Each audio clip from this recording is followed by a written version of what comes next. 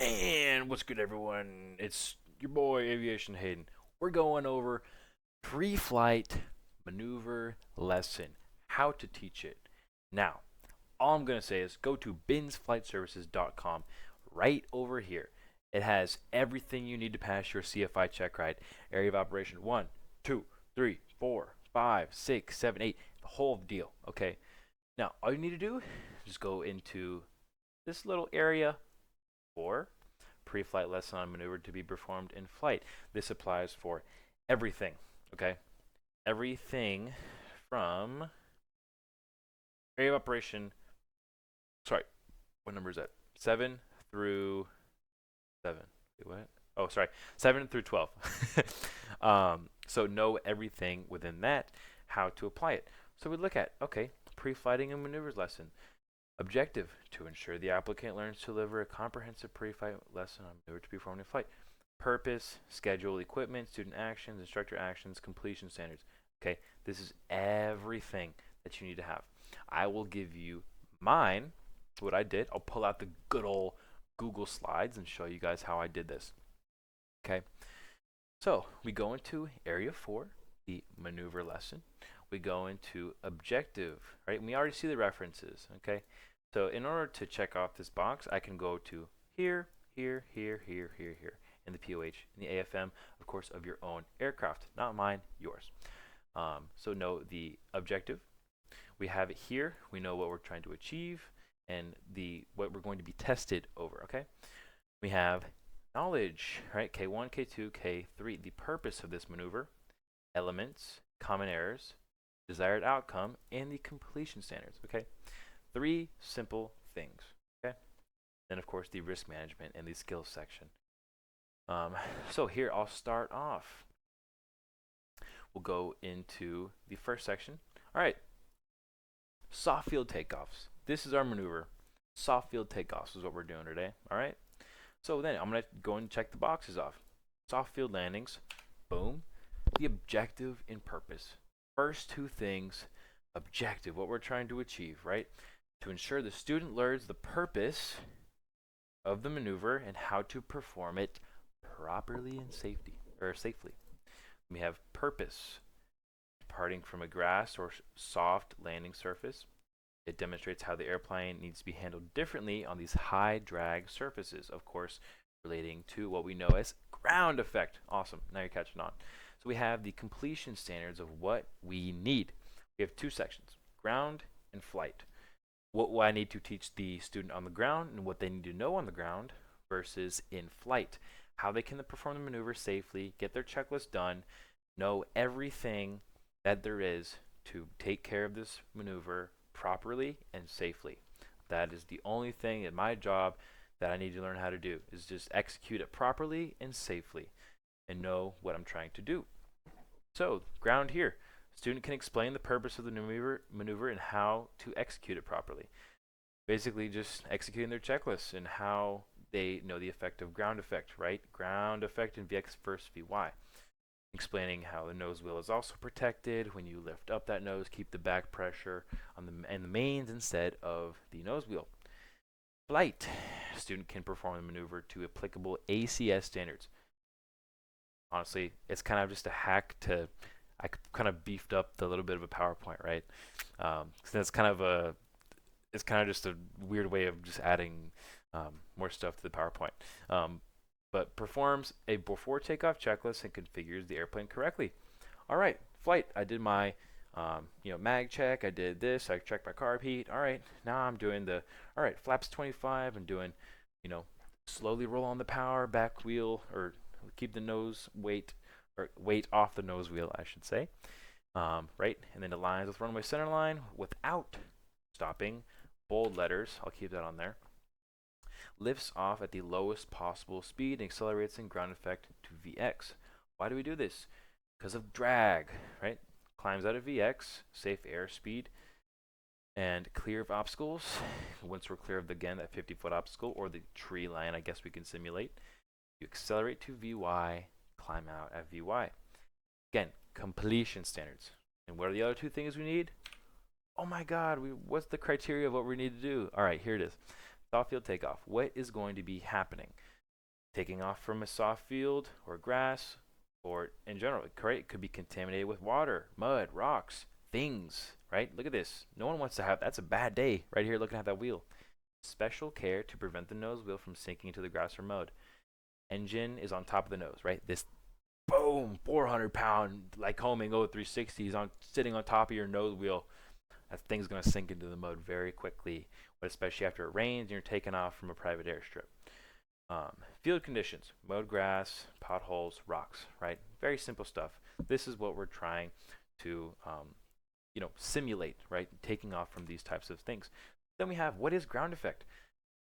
In this maneuver, or any maneuver, relating to stalls, lazy eights, chandelles, right? You're explaining the purpose of it. Right, that's all this is. This is kind of the purpose of what we're trying to know in the information covered, right? For stalls, instead of ground effect, I'm going to add area of or angle of attack and the critical angle of attack and how that affects my airspeed, the relationship of lift, drag, weight, everything like that in a stall, right? That would pertain to that. For soft field takeoffs, one of the biggest things is going to be ground effect. Bolding this, right? I'm going to be bolding that. Rolling resistance may be so great that you have to get into ground effect in order to climb, where your plane literally needs to get off as soon as possible. Otherwise, you won't have enough adequate airspeed and airflow over your wing, where you're going to crash into the opposite side of the runway. No one wants that. All right, it usually occurs when one wingspan distance from the ground and strongest within a half wingspan. All right, so again, noting the purpose. Right, for chandelles, for instance, you're completing a high performance climb, right? So the relationship of lift in a climb and load factor on your aircraft, what maybe how it originated from, things like that. But again, use this to actually form your things. And again, you can go over the aviation instructor's handbook. There's a maneuvers handbook online, I think, done by the Naval Society or something like that. I don't know. You can look it up. But again, knowing the purpose of what is actually going to be completed. Okay. Then next up, we have what it looks like. Pictures, pictures, pictures, people, pictures. Your DPE will love pictures. All right, that's all I'm gonna say. Look at it. Look at how well it explains this, right? Because I'm just a person. If I'm doing this to my DP, he's going to think I'm crazy. Like, if I'm giving him this, he's going to be like, oh, I know that ground effect. Same thing like a student. A student sees this. They're like, oh, my God, that's drag, right? They can actually form it instead of me just doing this with my fingers and explaining ground effect, right? No one wants that, right? So this is going to be easier for your students and the DPE to understand.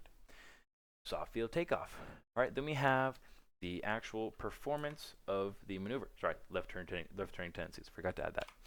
Of course, the safety section, I added this specialty to my PowerPoints, but you can do differently with yours.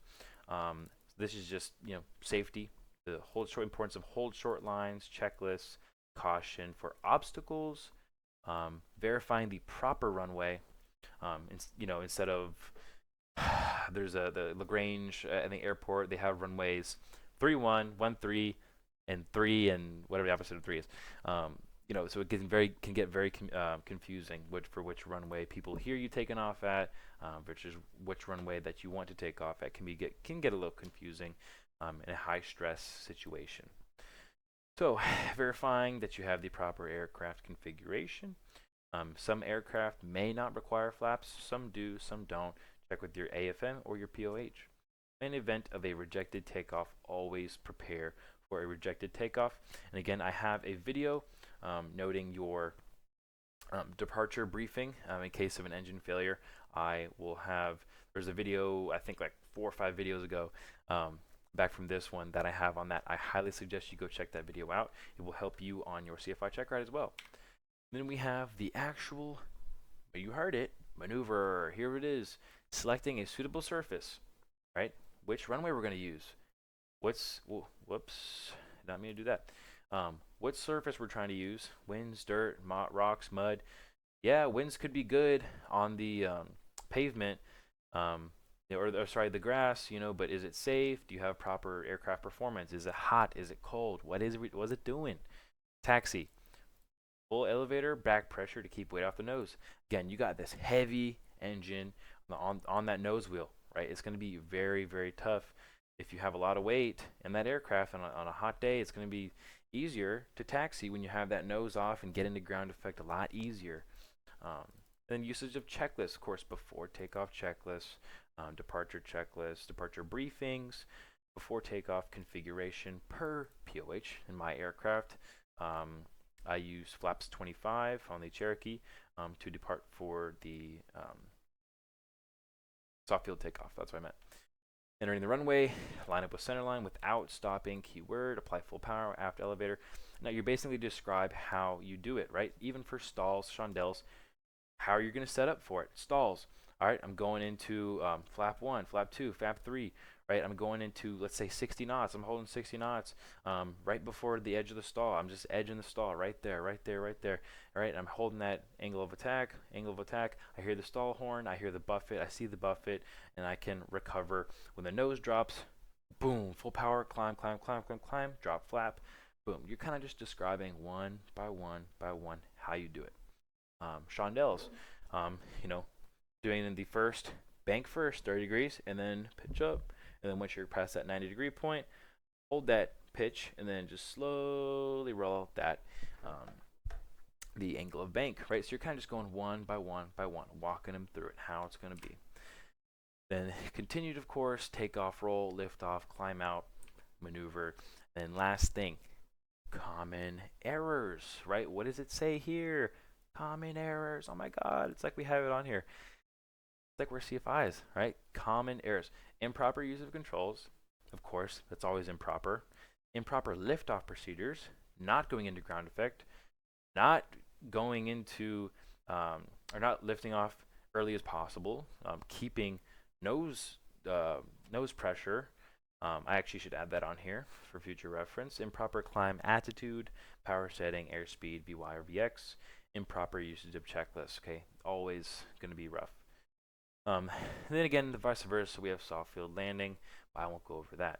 So I hope you enjoyed this video on how to do your maneuver lesson for task 4, task A, area of operation 4, pre-flight lesson on a maneuver to be performed in flight. So hope you guys enjoyed today's video. I do not have the same shirt on as my last video. You're tripping.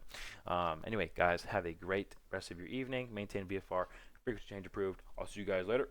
Sir.